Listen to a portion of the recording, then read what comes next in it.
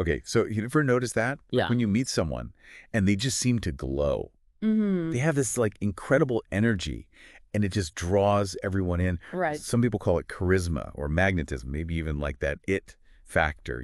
Yeah. What if I told you that the secret to that captivating presence, might actually be solitude? It kind of sounds counterintuitive, right? You Yeah. would think like being around lots of people would make you more magnetic, not less. Right. But we're diving into this really fascinating YouTube video today. It's called Why Women Who Live Alone Are the Most Magnetic People You'll Meet. Ooh. And it makes a really, really compelling case. Like it brings together quantum science and consciousness. It even talks about business and social trends to explore this power of being alone. Yeah, and before anyone tunes out thinking that this is just for the ladies, Yeah. trust me. Yeah. The core principles here apply to, well, anyone who's seeking growth, Mm. especially spiritual growth in our walk with Yahweh. The cool thing is, this video uses modern research Right. to actually back up what ancient wisdom has already been saying forever. Solitude can unlock some incredible potential. It really can. And, it starts with a statistic that really caught my eye. There's been a 30% increase in women choosing to live alone. Wow. And, that's not just like a random trend. It speaks to a much larger shift that we're seeing in society. Just this yearning for self-discovery and like a deeper connection with something bigger than ourselves. Okay, so we've got this trend of more people, especially women, embracing the solo life. Mm-hmm. And this video claims that it's making them more magnetic. But how? It mentions something called coherent energy signatures. So fill us in, what is that? So think of it like this. When you're surrounded by constant noise and distractions, your energy gets scattered.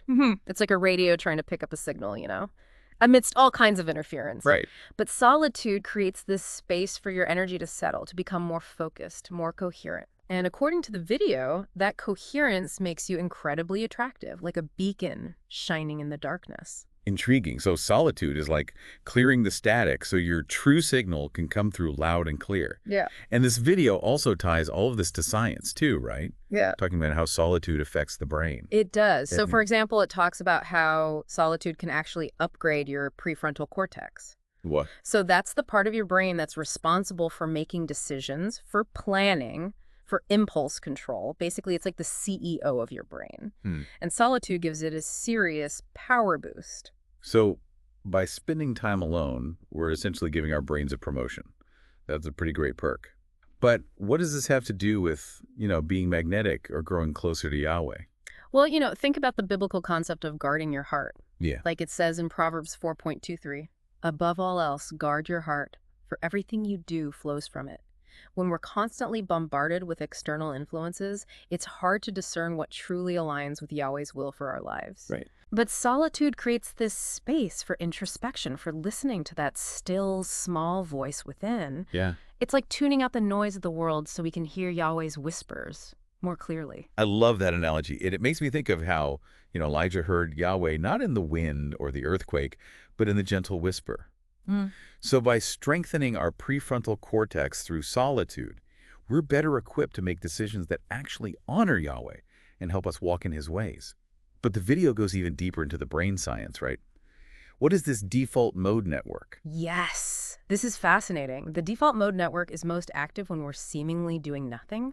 So like daydreaming, letting our minds wander, reflecting. It's like the brain's idle mode, but it's actually super crucial for processing emotions, making connections, and developing self-awareness.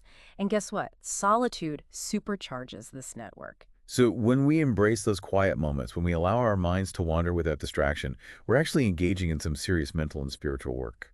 Exactly. And that processing is absolutely essential for growth. It's like digesting a meal. If you're constantly snacking, you never really get a chance to absorb the nutrients. Yeah. But when you actually sit down for a proper meal, your body can break down the food and assimilate its energy. Solitude is like that for the mind and spirit. It allows us to digest our experiences, extract the wisdom they contain, and integrate it into our being. Okay, I'm starting to see how this all ties together. Solitude enhances our prefrontal cortex. It boosts the default mode network. And all of this leads to, greater self-awareness, clearer decision-making, and ultimately a stronger connection with Yahweh. But the video also mentions this thing called neural coherence. What's that all about? Okay, So think of it like an orchestra. When each instrument is playing its own tune, it's just noise. But when they're all in harmony, following the conductor's lead, the sound is breathtaking. Right. Neural coherence is like that for the brain. It's when different areas of the brain are firing in sync, creating a state of harmony and efficiency. And guess what promotes neural coherence? Solitude. Solitude. So by spending time alone, we're not just giving our brains a break. Yeah. We're actually helping them become more organized, more harmonious. Precisely. And that harmony, that alignment, it's not just a scientific concept. It has deep spiritual significance. Think about Psalm 139.1314. For you formed my inward parts. You knitted me together in my mother's womb. I praise you, for I'm fearfully and wonderfully made. Those verses remind us that we are intricately woven together by Yahweh, and solitude allows us to tap into that divine design, to align ourselves with His purpose for our lives. This is all so fascinating, but I'm curious to hear more about the emotional benefits of solitude. The video talks about something called emotional autarky, which sounds pretty intense. It is. It's essentially about becoming the master of your own emotions rather than being ruled by them. Okay. And solitude plays a key role in developing this emotional mastery. Think about it. When you're constantly surrounded by people, it's easy to get caught up in their energy, their dramas, their expectations. But solitude forces you to confront your own emotions, to process them without relying on external validation or support. So it's like we're building emotional resilience, learning to regulate our own inner world without needing constant input or approval from others. Exactly. And this aligns beautifully with the biblical emphasis on self-control, like it says in Galatians 5:22-3. But the fruit of the Spirit is love, joy, peace, forbearance, kindness, goodness, faithfulness, gentleness, and self-control. Solitude cultivates that self-control by creating a space for us to observe our emotions, to identify their triggers, and to respond in ways that honor Yahweh and ourselves. I'm starting to see how this all ties together. Solitude strengthens our brains, it deepens our self-awareness, and it helps us master our emotions. Yeah. But I'm still curious about how it makes us more magnetic. What's the connection there? Well, think about the people that you're most drawn to. Are they the ones who are constantly seeking attention? Or the ones who radiate a quiet confidence, a sense of peace and purpose? Definitely the latter. Yeah. Those are the people who seem to have this inner light that shines outwards. Exactly. And that light, that magnetism, it's often cultivated in solitude. When we spend time alone with Yahweh, when we delve into His Word, when we allow Him to work in the depths of our hearts, it transforms us from the inside out. And that transformation, that alignment with His purpose, it becomes irresistible. That's so inspiring. It's like we're becoming beacons of light, drawing others to the source of our joy and peace. But the video doesn't stop there.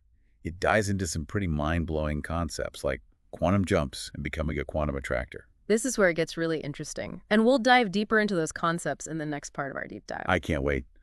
Stay tuned, folks, because we're about to explore how solitude can unlock hidden potential and unleash a level of magnetism you never thought possible. Welcome back. So I'm really eager to unpack these intriguing ideas from the video. Yeah. We're just about to talk about quantum jumps. Right. It sounds pretty intense, like some kind of superhero power.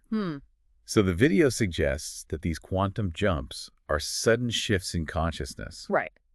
That can actually happen when we embrace solitude. Yes. Can you break that down for us? So imagine you're climbing a mountain, right? Yeah. It's this long, arduous journey, you know. Yeah. But then finally you reach the summit, and suddenly you have this incredible panoramic view. You see everything from a completely different perspective. Wow.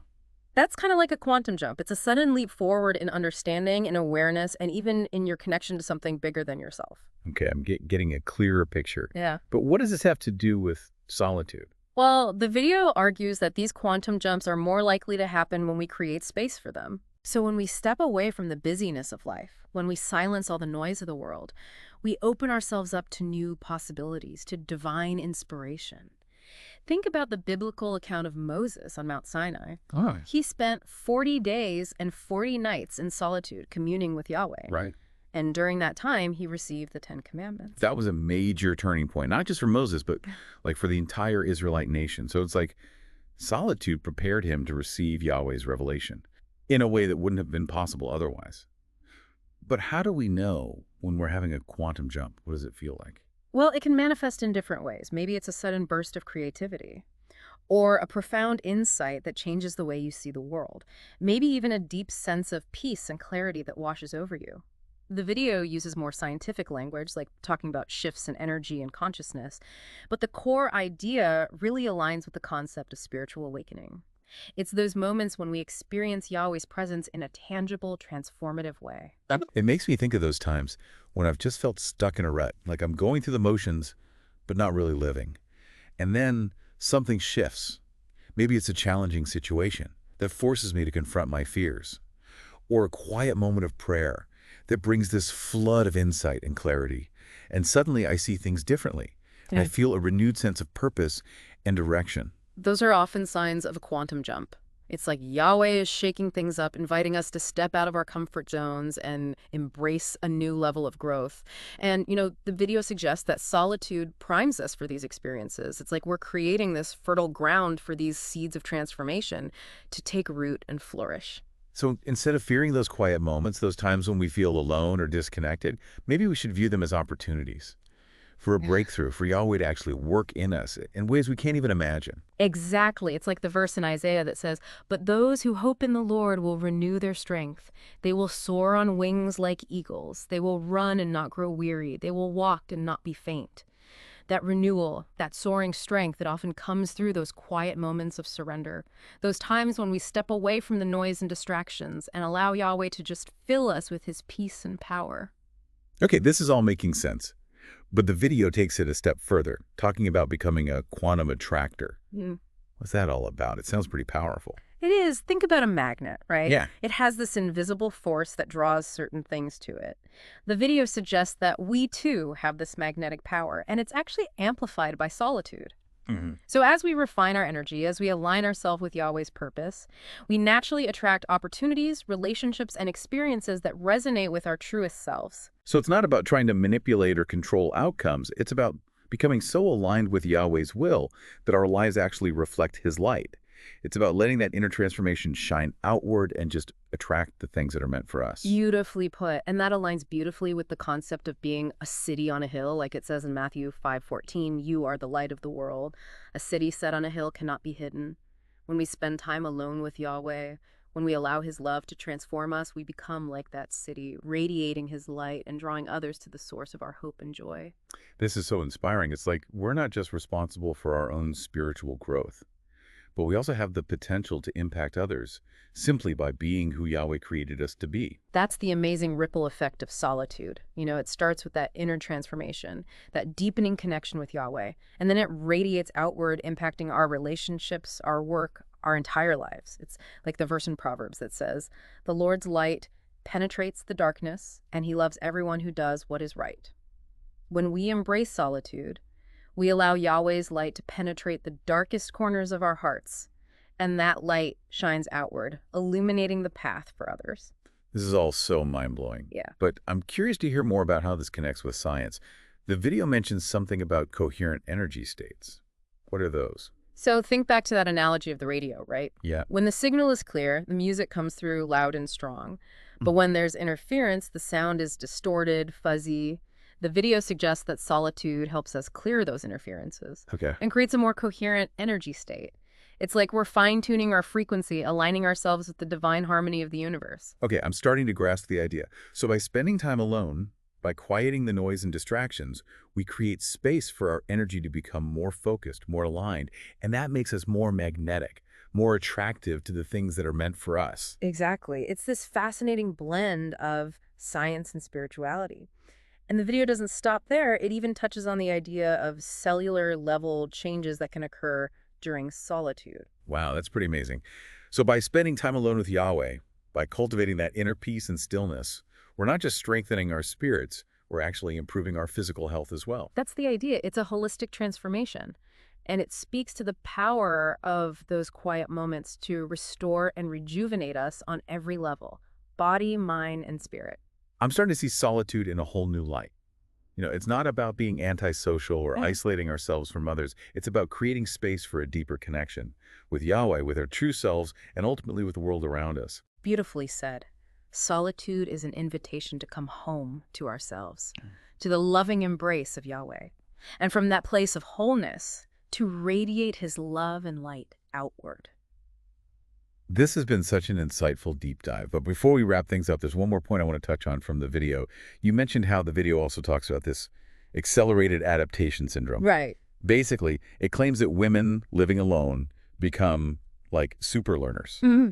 because they're constantly, problem solving on their own. Mm-hmm. What are your thoughts on that?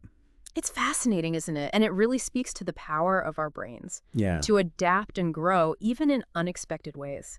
Think about the biblical story of Joseph. Okay. He was sold into slavery, falsely accused, thrown in prison. Right. Talk about a crash course in resilience. But through those trials, through those periods of forced solitude, he developed incredible wisdom, discernment, and leadership skills.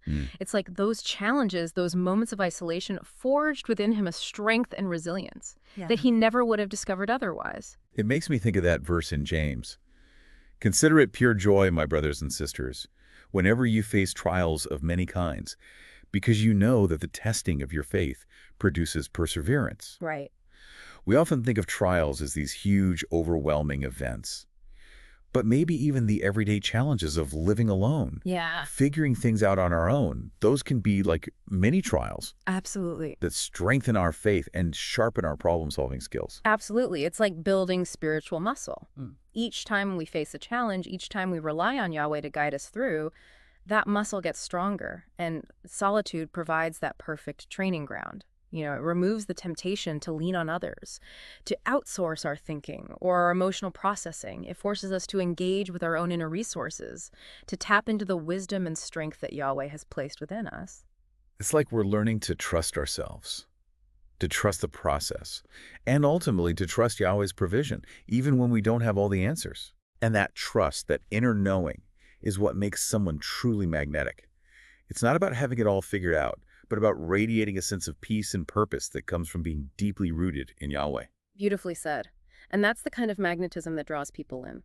It's not about trying to impress or perform, but about being authentically who Yahweh created us to be.